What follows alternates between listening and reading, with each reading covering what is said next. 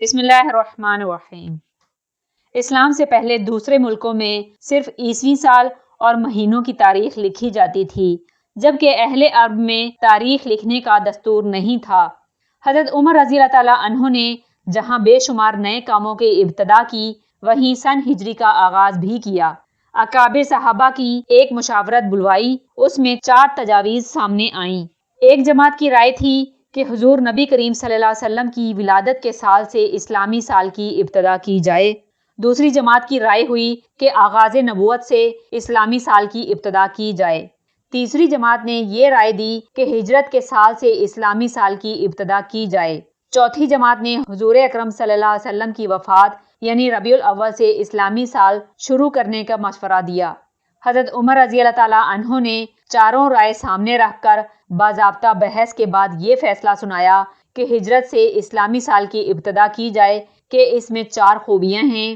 Number 1، ہجرت نے حق و باطل کے درمیان واضح فرق پیدا کر دیا۔ نمبر 2، یہی وہ سال ہے جس میں اسلام کو عزت ملی۔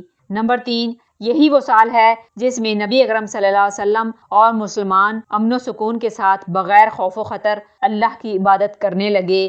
نمبر 4، اسی سال مسجد نبوی صلی اللہ علیہ وسلم کی بنیاد رکھی گئی۔ ان تمام خوبیوں پر صحابہ کرام رضی اللہ تعالیٰ عنہ نے بھی مکمل اتفاق کیا، چنانچہ ہجرت کے واقعے سے اسلامی سال کی ابتدا ہوئی۔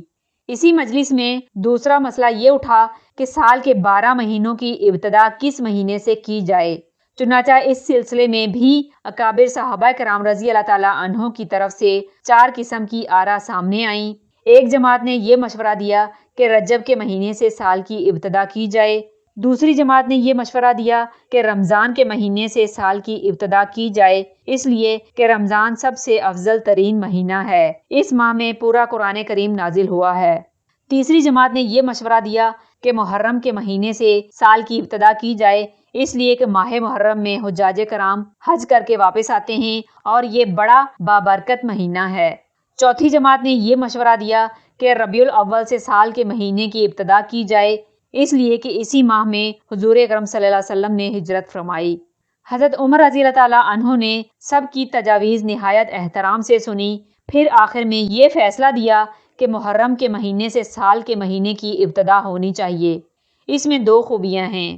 نمبر 1، حضرات انصار رضی اللہ تعالیٰ عنہ نے بیعت عقبہ کے موقع پر حضور اکرم صلی اللہ علیہ وسلم کو مدینہ منورہ تشریف لانے کی دعوت دی تھی اور آپ صلی اللہ علیہ وسلم نے انصار کی یہ دعوت قبول فرمائی، اور یہ ذو الحج کا مہینہ تھا اور محرم کے شروع میں آپ صلی اللہ علیہ وسلم نے صحابہ رضوان اللہ اجمعین کو ہجرت کے لیے روانہ کرنا شروع کر دیا تھا، لہٰذا ہجرت کی ابتدا ماہ محرم سے ہوئی اور اس کی تکمیل آپ صلی اللہ علیہ وسلم کی ہجرت سے ہوئی۔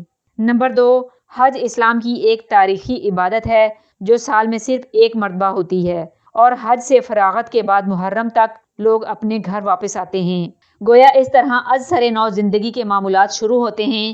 ان خوبیوں کی بنا پر سال کے مہینے کی ابتدا محرم سے مناسب ہے۔ اس پر تمام صحابہ کرام رضی اللہ تعالیٰ عنہ کا اتفاق اور اجماع ہوا اور اسی پر امت کا عمل جاری ہے۔